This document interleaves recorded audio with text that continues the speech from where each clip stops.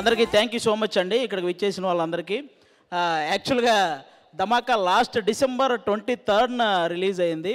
కానీ వెనక పోస్టర్లు వీడియోలు ఎదురుగా శ్రీలీల రవితేజ గారు వీళ్ళని చూస్తుంటే మొన్న 23 రిలీజ్ అయినట్టుంది, ఈరోజు సక్సెస్ మీట్ జరుగుతున్నట్టుంది. నాకైతే అంత హ్యాపీగా అనిపించింది అనమాట ధమాకా వైబ్స్.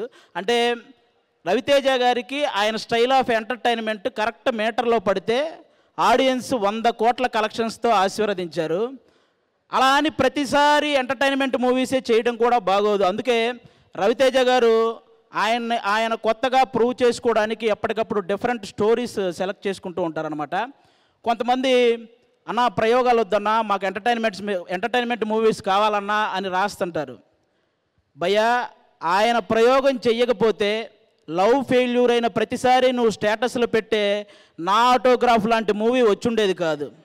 ఆయన ప్రయోగం చెయ్యకపోతే నువ్వు బాధల్లో ఉన్నప్పుడల్లా ఇన్స్పిరేషన్ కోసం నువ్వు చూసే నేనింతే లాంటి మూవీ వచ్చుండేది కాదు. అసలు కొత్త వాళ్ళతో ఎందుకు లేని ఆయన ప్రయోగం చెయ్యకపోతే హరీష్ శంకర్ గారు, బాబీ గారు, మల్లేని గోపీచంద్ గారు ఇలాంటి డైనమిక్ డైరెక్టర్లు వచ్చుండేవాళ్ళు కాదు. అసలు ఆయనే ప్రయోగం చేయకపోతే ఈ ఇండస్ట్రీలో చాలామంది అసిస్టెంట్ డైరెక్టర్లుగానే ఉండిపోయేవాళ్ళు, చాలామంది అసిస్టెంట్ కెమెరామ్యాన్లుగానే ఉండిపోయేవాళ్ళు, చాలామంది అసిస్టెంట్ మ్యూజిక్ డైరెక్టర్లుగానే ఉండిపోయేవాళ్ళు. ఆయన ప్రయోగం చేశాడు కాబట్టే వాళ్ళు ఏదో ఒకటి సాధించారు, వాళ్ళ టాలెంట్ని ఇండస్ట్రీకి చూపించారు. అలా రవితేజ గారి ప్రయోగం ఉపయోగంగా మారిందే తప్ప ఏ రోజు ఎవ్వరికీ ఏ నష్టం కలిగించలేదు. థ్యాంక్ యూ అన్న. మీరు ఆయనకి అంటే రవితేజ గారు అంటే ఒక తరాన్ని ఎంటర్టైన్ చేసిన వ్యక్తి మాత్రమే కాదు, ఒక తరాన్ని ఇన్స్పైర్ చేసిన వ్యక్తి.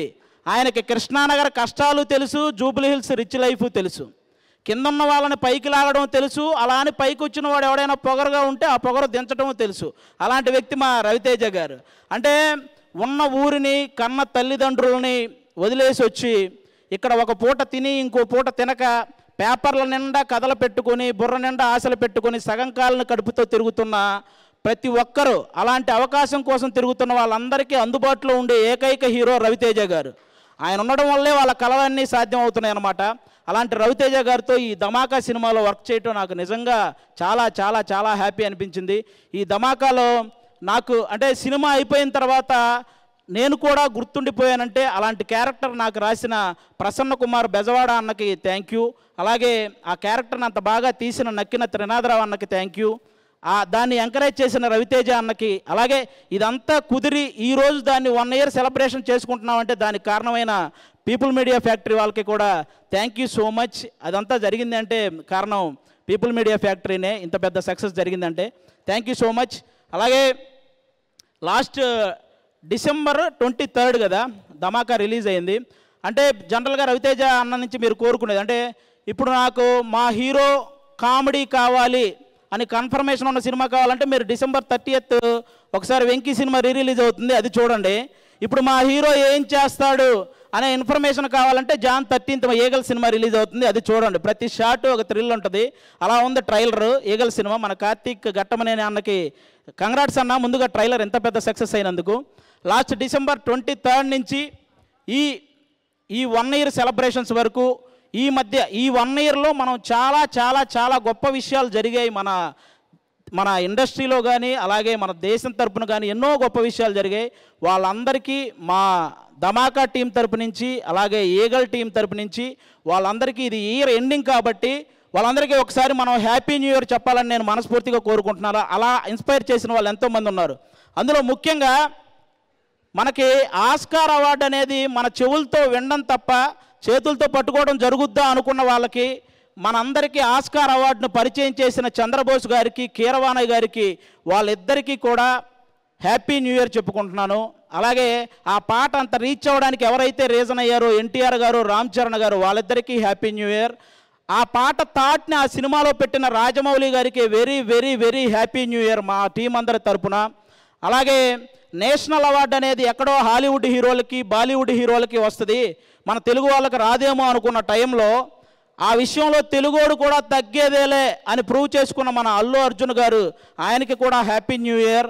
అలాగే మన దేశం తరపున మన క్రికెటర్ వరల్డ్ కప్ ఓడిపోతే మనందరం బాధలో ఉన్నాం. అలాగే మనకు వరల్డ్ కప్ ఇవ్వలేకపోయామని మన దేశ క్రికెటర్లు అందరూ బాధలో ఉంటే ఆ టైంలో డ్రెస్సింగ్ రూమ్లోకి వెళ్ళి ప్రతి ఒక్కరిని పలకరించి వాళ్ళకే కాకుండా మన దేశానికి కూడా ధైర్యం చెప్పిన మోడీ గారికి మా 2 టీముల తరపు నుంచి హ్యాపీ న్యూ ఇయర్.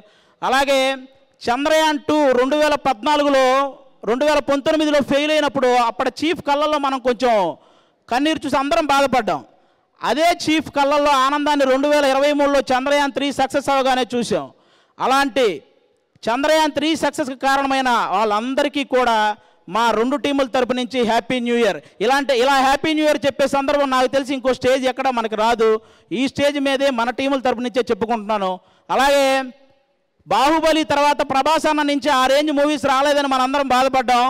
ఇప్పుడు సలార్ సినిమాతో ఫ్యాన్స్ ఆకలిని బాక్స్ ఆఫీస్ ఆకలిని ఒకేసారి తీర్చిన ప్రభాస్ గారికి కూడా హ్యాపీ న్యూ ఇయర్. ఆయన కూడా మంచి సక్సెస్ని అందుకున్నాడు. ఈ సక్సెస్ సెలబ్రేషన్స్లో ఆ సక్సెస్ గురించి మాట్లాడడం కూడా చాలా హ్యాపీ అనిపిస్తుంది. అలాగే ఈ స్టేజ్ మీద ఇంకా ఎన్నో గొప్ప విషయాల ద్వారా మనల్ని ఇన్స్పైర్ చేసిన వాళ్ళందరికీ హ్యాపీ న్యూ ఇయర్. ముఖ్యంగా మీరు ఈ ధమాకా సినిమా సక్సెస్కి వచ్చిన మీకు, అలాగే ఈగల్ సినిమా జాన్ 30 రిలీజ్ అవుతుంది, జాన్ 13th. మీరందరూ ఆ సినిమా చూసి కూడా ఎంజాయ్ చేయాలని మనస్ఫూర్తిగా కోరుకుంటున్నాను. అందరికీ thank you so much. Raviteja అన్నకు వన్స్ అగైన్ థ్యాంక్ యూ అన్న. మీతో ఇంకా వర్క్ చేయాలి. థ్యాంక్ యూ సో మచ్ అన్న. Thank you. అలాగే